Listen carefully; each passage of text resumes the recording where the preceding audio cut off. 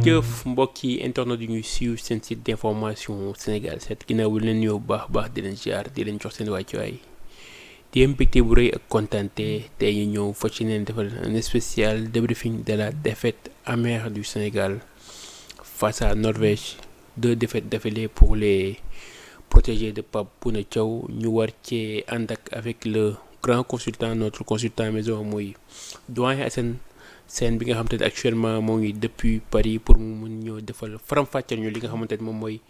défaite yi doyen Assane maa ngi lay nuyu bu baax a baax di la ziar di la jox say wàccuwaay di la dalal suñu site d'information Sénégal 7. maa ngi lay fay Pape maa ngi nuyu internet yëpp xaw ma nag yow nag nga amee mbégte ak kontaante pour faram-fàccee li xew bon xëy na du doon naqar mais kontaante moom wax dëgg yàlla am méttit moo gën a juste dinañ ko jéem a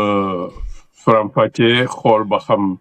lan moo xew ak lan moo xewul mais wax dëgg yàlla défaite bi ni nga ko waxee ci tubaab amer na trop tegle ñaari défaite yu metti bu ci nekk aussi jàngat bi uteek moroomam loolu yëpp ensemble ñu jéem a xool ba xam lan moo doxul lan la ñu war a jooyanti ak fan la ñu war a defarwaat boobu soobee yàlla. Comme ni nga ko waxee une défaite très très amère face à la Norvège 3-2 ñu gis ni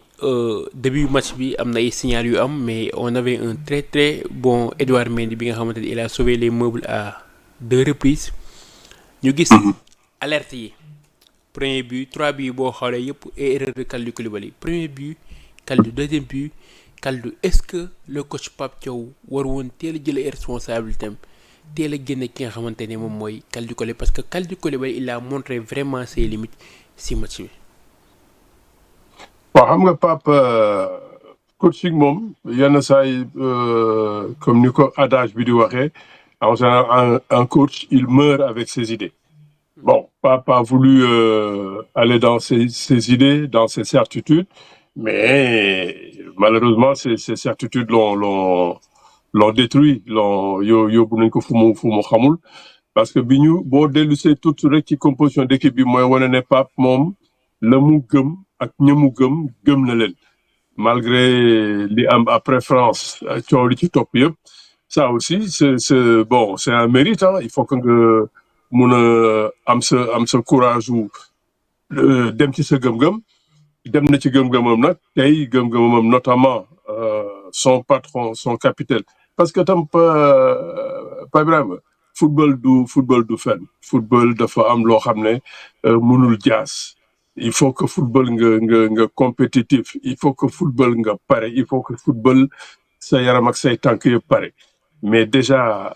Koulibaly am na handicapu âge dugg na am na handicapu fa muy compétir niveau ba du fi gën a wóor am na handicapu jóge ci blessure 2 mois jóge ci blessure mun a jóge 2 mois ci blessure mun a yem ak koo xam ne ba démb mu ngi compétir ba démb mu ngi compétitif maanaam di jouer bu baax dooleem di yokk muy gën a am lu ko wóor mais moom fa mu jóge dafa sori tellement que bon man ci njëlbéen premier match France pour xar kanamu équipe bi bañ a tasaaroo munoon naa nangu nga andi ko mais est-ce que tout de suite ak temps bi mu toog ak dooleem fi mu toll ak ni ma ko waxee âge bi fi mu toll mu tegle ñaari match yu rapide yu am intensité tey xamoon nañ ne suñu adversaire tey défendre ci alan loolu il faut que nga teel a yeewu il faut que nga teel a xëy il faut que nga teel a pare. soo fa nekkee di am lu la wóor lu la laam-laame da nga koy fay cash et malheureusement loolu yëpp yokku ci moom ci boppam sax muy def ay erreurs individuelles yoo xam ne c'est intolérable donc Pape a voulu aller avec ses idées il a voulu mourir avec ses idées moi je pense qu'il s'est tué avec ses idées malheureusement nag neexul a wax mais loolu moo am ba mu amee nag dëgërul bopp est-ce que la mu yore yëpp du loolu rek la amoon loolu nag après beneen analyse bu gën a sori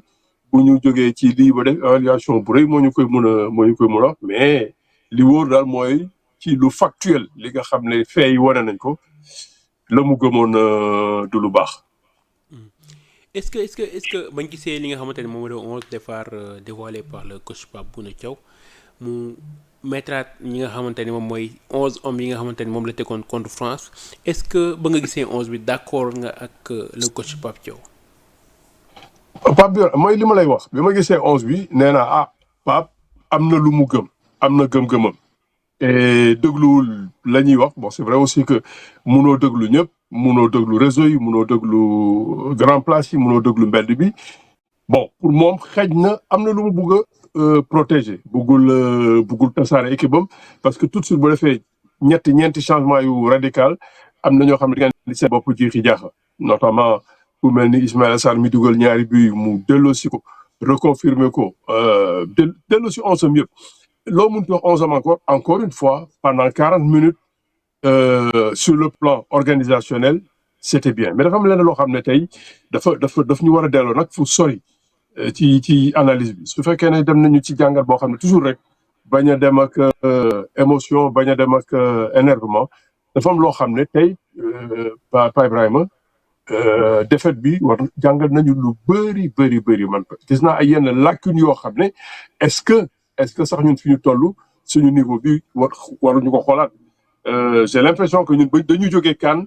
au lieu ñu progresser ñu dellu ginnaaw dañu dellu ginnaaw complètement parce que tu peux pas comprendre sur un match ci niveau bi yenn sax erreur individuelle yenn manque de justesse ngay def passe amoo pression kenn jegewu la nga passe ko ci biti wala nga passe ko ci ginnaaw waa ji dans les attitudes dans les expressions corporelles loolu yëpp soo ko xoolaatee ñu bëri soo xoolee seen xar kanam tey day mel ni xamuñu enjeu match bi tey lan la tey nga war a xam ne da nga war a joxe lépp li nga am dem ba jeex j'ai vu ñoo xam ne dafa mel ni dañ doon yor soo xoolee seen kanam li gars yi di wax le langage corporel mais ñi dañ lay woon ne li ñu andi tey mënuloo ko sax expliquer donc moom moo am l'attitude def li mu yaakaar ne loolu la mais tey après soo paree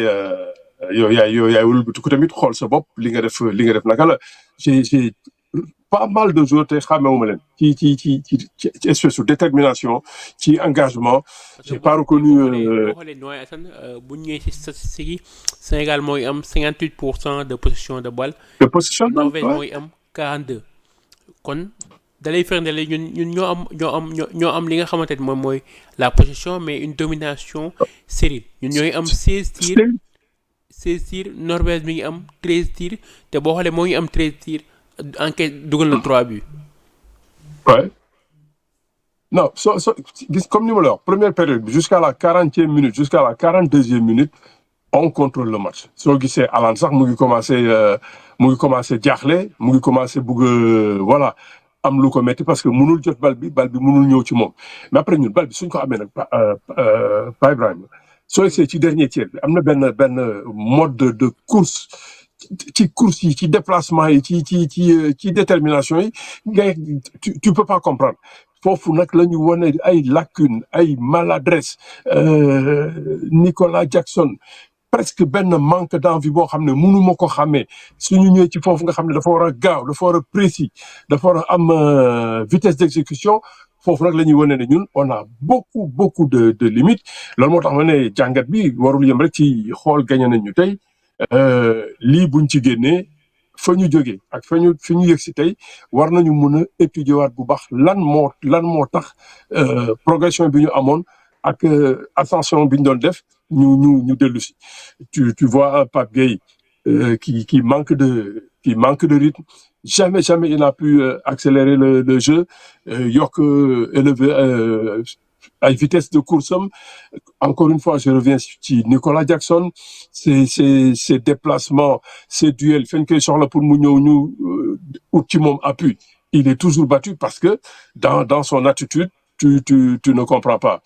Lamine Camara bien que wax dëgg yàlla loo ko mën a wax tamit organiser na premier pressing bi ba nga xam ne gars yi bal bi mënul génn fenn il a été généreux dans le jeu sans ballon il a été très intéressant parce que ci foofu loolu mooy tax ñu tere Norvège génn et encore sax dafa doon def sax presque ñaari parce que Nicolas fa mu war a góorgóorlu pressé ji comme ni Lamine di def moom il y va au petit trot ba Lamine mooy obligé dellu si waat foofu donc lui il a été extrêmement intéressant Ismaïla Pape peut-être a eu raison de ne pas le brûler parce que soo ko génnoon mooy rey nga ko tey on sentait que l'envie était là mais yenn maladresse yi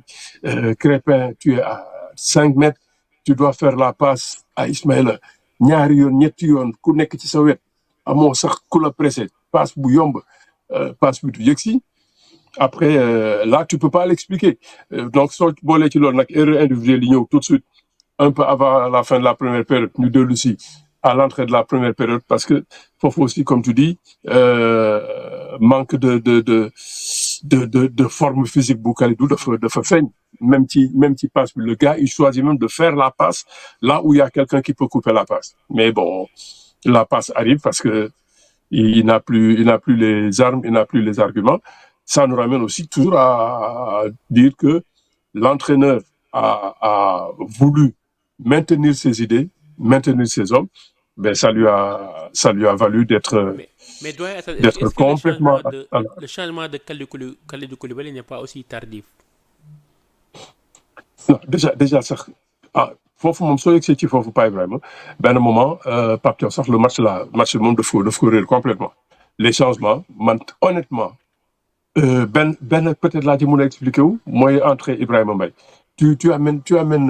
Ismaël Jacobs à la place de El Hadj Malick lan moo motivé changement boobu moment El Hadj Malick il est ballotté dans son couloir amul fa ñuy jëlee deuxième but la perte de balle on insiste pour jouer dans le cœur du jeu yéegal bloc bi yëpp bëgg a forcer na dañuy jëm ak Norvège suñu coupé foofu équipe bi yëpp nekk ci kaw kooku je sais pas c'est pas El Hadj Malick ba peut-être sanction mooy tax mu génn soo weesoo loolu Koulibaly le premier but sur le deuxième but tu sens que c'est pas bon amatul leneen looy xaar ba ci troisième but mu ñëw sax pour tacler sax mënul tacler foofu changement bi moom forcément c'est tardé beneen changement bi mu mënul ko c'est limite non bon kii tamit Kalidou dootul xale sonn na toog na 2 mois joué wul mënuloo luxus ba tout de suite mel ni je sais pas mel ni koo xam ne mu ngi joué tous les jours et ak quel âge ak nangam et encore am na lu ma la mos wax loo xam ne est-ce que Kalidou aussi n'est pas un tricheur parce que moom responsabilité bi nga xam nekk capitaine yow boo mënul war nga wax coach bi carrément que coach je ne peux pas man mënuma jouer match bi. Bon, tricheur, je ne pense pas. Il a été toujours présent, il a été toujours là, que muy dem di tricher yaakaaruma ko mais dafa mënatul surtout ci instant T bi fi mu toll nii tey jóge ci 2 mois de blessure amoo sax compétition bu la mën a delloo si nga ñëw yaa ngi yu que les préparations et les matchs d'entraînement loolu mënul doy pour moom pour âge am pour niveau am pour intensité bi coupe du monde laaj loolu c'est pas parce que dafa tricher mais il en a plus les moyens su amatul moyen nag c'est pas trop de sa faute benn yoon une première période contre la France gis nañ ko deuxième période nga sombré loolu Pape waroon na ci am lu mu jàngat ne attention kii kat affaire bi war na lourd ci moom ba su dellu siwaatee ci ki nga xam ne moo gën a naqaree défendre ci àdduna muy Haaland doo ko andil Koulibaly boo xam ne li ko manqué bëri na bi yëpp jaar ci moom c'est quand même malheureux sax que vraiment muy jeexalee ni loolu sax Pape waroon na ko ci mën a protéger maintenant comme je disais encore soo globaliser changement yëpp que Pathé Ciss vienne au milieu 5 minutes après il redevient défenseur central ci hiérarchie ba nga wone woon lan moo motivé dugg Pape Matar Sarr ci moment boo xam ne on a besoin de vitesse, d'agressivité, de verticalité, il va jouer latéralement, il va chercher du rythme. Depuis quelque temps, il ne joue pas. Donc, faut expliquer. Donc, Ismaël Jacobs, changement, comprendre Moko. Pape Matar Sarr, rentrée, comprendre Moko. Sorti Koulibaly bu tardé. Je peux pas me l'expliquer. Donc, c'est la responsabilité du sélectionneur qui est engagé. Bon, après, ben, un moment que tu veux jouer avec. Au niveau de la défense, doyen Hassan, 2 buts, 2 matchs, 6 buts encaissés. le problème Et du Sénégal si foofu but la nekk encaissé, que avant si avant but mondial bi ñu encaissé, bëri alerté woon nañ ko.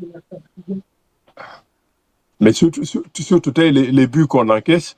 but yëpp erreur individuelle la su fekkee ne sax bokk waa ji dafay parce que sax moment yi peut-être Norvège joué bu baax Edouard Mendy a fait front mais jël bal jox ko attaquant ne ko demal dugali ji wala war a couper benn relation. Tu te fais battre tranquillement sur le troisième but. Tu as même la latitude de pouvoir, toi, être agressif, être le premier sur la balle. Tu es hésitant, mais l'olive, c'est parce que aussi, ben le moment, les deux responsables qui sont engagés, hein, aussi bien Khalidou Koulibaly que Pape Thiaw. Fofou, Pape, il a voulu sauvegarder quel meuble, mais je pense qu'il fallait tout de suite y aller. Bon, à 2-1, ñu war a mun a dellu si nga war a andi doole andi verticalité yokk li ngay def ci kanam mais après là les changements j'ai pas compris. Pape moom tey il a montré bon xaw ma nag ci biir lan la est-ce que fi mu nekk ni amul sax leneen lu gàllankoor état d'esprit bi mentalité bi ak lépp parce que moi j'ai pas reconnu mon équipe aujourd'hui ci envie ci détermination ci voilà volonté de faire les efforts ensemble. J'ai pas vu une équipe du Sénégal agréable à regarder. On était même vraiment une équipe presque méconnaissable avec un niveau très très très faible parce que grosse solidarité bi mu war a am pour équipe bi am benn xarkanam bi tey moom loolu yëpp la ñu ñàkk maintenant nag il reste une infime petite chance. Il faut aller jouer grandement cette chance-là. Ça permettra peut-être de chercher d'autres certitudes et peut-être on verra bien. Comme il y a 8 meilleurs troisièmes qui vont se qualifier, en attendant, on n'a pas de victoire, on est 12e meilleur troisième, peut-être avec une bonne victoire, on peut remonter dans les 6, 7 et voire 8e pour continuer ci compétition bi. Mais qu'est-ce qu'on peut retenir de cette défaite amère contre la Norvège?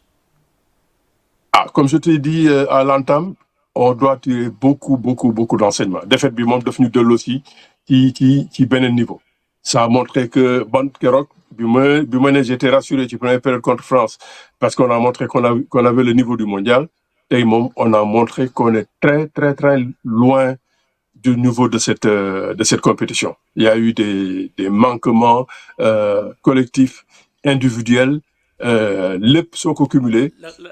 on a montré vraiment les manquements de l'équipe nationale du Sénégal, les manquements individuels comme collectifs.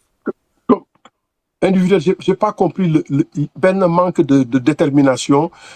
ci comme je dis ci seen langage corporel ou certains joueurs je ne peux pas comprendre. Tu peux perdre un match Pape Ibrahima mais tu donnes tout ce qu'il faut. Comme je dis Nicolas Jackson pressing gagné jiwul benn duel ci kaw en première période il était un peu dans la dilettante course yi yéex na la muy def c'est presque loo xam ne mënoo xam vraiment kii lan lay joué tey nga ñëw comme je dis des balles faciles faire une passe toucher un partenaire Crépin il est pas en mesure de faire le strict minimum. Lamine Camara il s'est époumoné sans être aussi lui efficace avec le ballon. Sadio pendant 45 minutes on l'a aperçu une seule fois. Loolu yëpp dafa bëri boo ko boole ça veut dire que collectivement l'équipe a montré une grosse faiblesse boo xam ne à mon avis man sax notre niveau est remis en question. On était une belle machine à la CAN mais entre la CAN ak maintenant on a complètement régressé. La preuve gis naa classement FIFA tey génn na on est mal classé. C'est la première fois Sénégal si histoire Coupe du Monde muy ñàkk li nga xamante ni moom mooy deuxième match am en 2002 2018 2022 2026 c'est la première fois Sénégal di teg les 2 défaites ci Coupe du Monde. Est-ce que jotul li nga xamante ni ñu mettre les points sur les i parce que gis nañ ren mondial bi depuis que Lions yi nekk regroupement il y a beaucoup de problèmes internes yoo xamante ni ñoo ngi koy déglu au sein de la fédération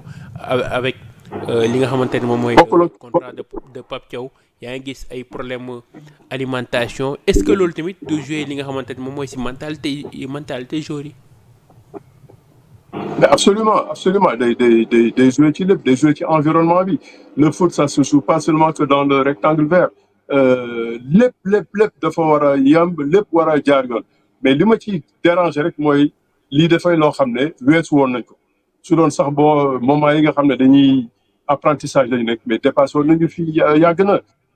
Leneen lañ doon wax donc lii ces vieux démons là bu ñu buggee dellu si ça veut dire que ñun benn moment ñun xamatuñ sax lan lañu bëgg. Bon, j'ai vu que tout le monde a essayé de créer benn union sacrée boo xam ne mais union sacrée boo amee lu ko effrité ba guy lu ko yëngal na ko ba pare loolu moom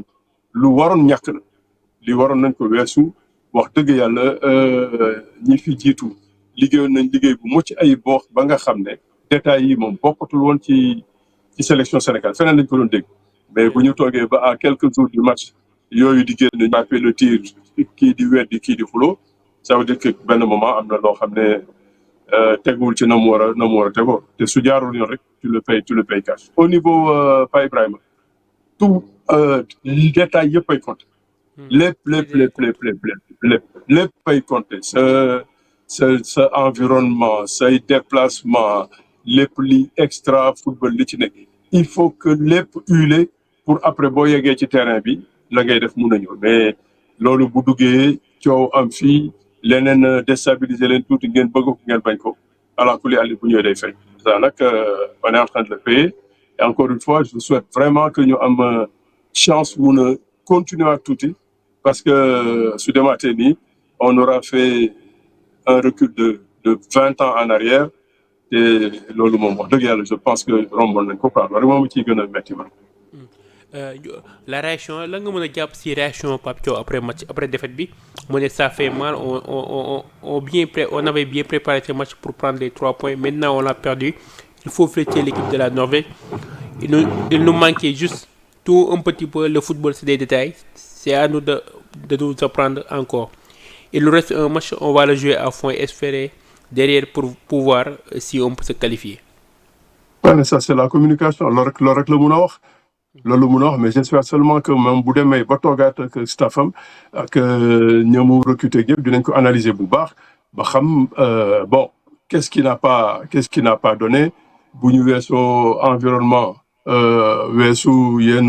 coowu mbedd yi ba ñëw ci terrain bi exactement lan moo ñëwul ñan ñoo manqué fraîcheur ñan la seen niveau ci 2 matchs yi wuyuwul loolu yëpp nga jàngat ko pour préparer la suite parce que il faut toujours rebondir ci ay difficultés pour préparer d'autres moom vraiment li ñu dal yëpp bëri boo xam ne mënatuñu dal lu dul ñu corriger jéem a sauver ce qui est encore sauvable sauver quelques meubles yu ñu mun après ëllëg ñu xool de quoi demain sera fait bu lépp jeexee à tête reposée ñu def évaluation bu baax parce que là comme tu dis li ñu mës a dem mondial yëpp bii moom c'est la pire des participations ci mondial yi Sénégal mës a dem. doyen Sène yéen coppite ngay xaar si équipe bi suñu 3e match bu nekk match bu décisif contre Irak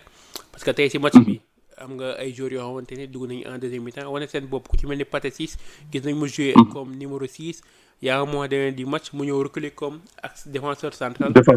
et valoir na satisfaction équipe bi est-ce que yaa ngi xaar prochain match contre Irak Pathé Ciss démarrer comme défenseur central. non contre Irak maa ngi xaar mu def ay changements yu bëri nag parce que qu'on lui accorde aujourd'hui le bénéfice du doute qu'il a ses idées mu demaat ak ay idées mais les faits ont montré que ces idées n'étaient pas les meilleures donc il faudra qu'il revoie sa copie il faudra qu'il apporte beaucoup de changements beaucoup de ça parce que match boobu amuloo temps gamberger il faut essayer d'aller gagner assez largement pour mun a am yaakaar donc soo buggee loolu doo fi nekkaat di dem ci ay calculs yoo xamul donc moi je pense que revoir Pathé Ciss ça peut être ne pas être surprenant sur le front de l'attaque wala sa ligne d'attaque bi moo waxoon dañoo créer ay situation moo tax ils préféraient ñuy créer situation que bañ am occasion mais là ils ont montré beaucoup de limites même foofu aussi il faut que mu góorgóorlu fa bon je pense que Koulibaly moom personnellement moom gisal na boppam Koulibaly ci boppam war na mun a waxal boppam ne bon stop et donc normalement ci troisième match boobu war naa di ay changements yu bëri. est-ce que yaa ngi xaar la titularisation de Ibrahima Mbaye vu que tey li nga xamante ne wane na ko fugg bi il a été entreprenant si prise de décision yi nga xamante ne moom la doon def est-ce que yaa ngi koy xaar suñ prochain match Pape Thiaw titularisé. Je pense qu'on a plus le choix man maa bokkoon ci ñu bëri ñuy wax ne buñ ko yàkkamti mais je pense que là on a plus le choix là fi mu nekk nii course contre la montre la ñuy def mënatuñ fi nekk di xaar léegi daal wax dëgg yàlla moi je m'attends à ce qu'il y ait d'énormes changements que Pape créer benn rupture bu koy mun a sauver groupe am et puis sauver les meubles. lan moo ay chance au Sénégal si. Inch'Allah. parce que actuellement ñu ngi carte li nga xamante ne moom mooy troisième place pour ñu qualifier parce que équipe bu mel ni champion d'Afrique bu mel ni Sénégal ak qualité joueur yi nga xamante ne moom lañ yor franchement parler mérité wuñu li nga xamante ne moom mooy toog premier tour. Bon, déggatuma la bu baax mais je pense que tu parles de comment négocier la troisième place mais il faudra mettre les bouchées doubles très tôt parce que Irak mi gis naa leen contre France ils sont pas des manchots hein ñoom tam dëgër nañu combatif nañ mais normalement ñoo leen war a mun a ëpp métier ba nga xam ne war nañu mun a seet nuñ fay négocier benn victoire bu xaw a large ba ñu mun a yaakaar jëm kanam loolu daal Pa Ibrahima moo fi sës te fi mu nekk nii Pape n'a plus le choix il sera obligé de faire avec ce qu'il a sinon moom sax il va complètement à la catastrophe. doyen xam naa actuellement ñu ngi lay téye te moo ngi bëgg guddi li ñu joxoon ci waxtu daanaka jeex na lan ngay tàggatoo avec les amis internautes. waaw ben merci beaucoup xam naa ne guddi na ñëpp sonn nañ défaite bi metti na mais bon nañu jàppaat rek jeexagul. Il reste encore un match, il faut le jouer à fond, il faut terminer en professionnel ba lu mun a am ci résultat ñu xam lu ñu jox ñu jël quoi inchallah. Bien des choses à tout le monde nuyul ma internet yëpp et puis waxal ñëpp bon courage metti na trop mais bon football moo demee noonu. metti na trop football moo demee noonu le doyen Assane Sène tàggatoo avec les amis internautes de Sénégal 7 mu nekk une défaite amère difficile à digérer. Sénégal 2 matchs 2 défaites 6 buts encaissés une première si histoire Coupe du Monde depuis 2002 2018 2022 2026 ak statut bi nga xamante ne ren ñëwaat nañ ko Coupe du Monde mooy statut champion d'Afrique ak niveau de joueur yi nga xamante ne moom lañ yor qualité joueur yi ñu yor franchement équipe bu Sénégal bi mérité wul toog li nga xamante ne moom mooy premier tour. di jaajëfal bu baax a baax ñu doon suivre émission bi seen émission débriefing comme ni ñu koy defee saa su ne après match Sénégal avec notre consultant maison muy doyen Assane Sène depuis Paris muy livré analyse yu pointu analyse yu mucc ayib di nuyu ñi nga xamante ni ñoom ñoo nekkoon ci xarala bi ku ci mel ni Ismaïla mi nga xamante ni mu bàyyi itam yëpp nekk ci li nga xamante ni moom mooy régie bi ñu leen jox dig daje ba ëllëg ak yeneen débriefing.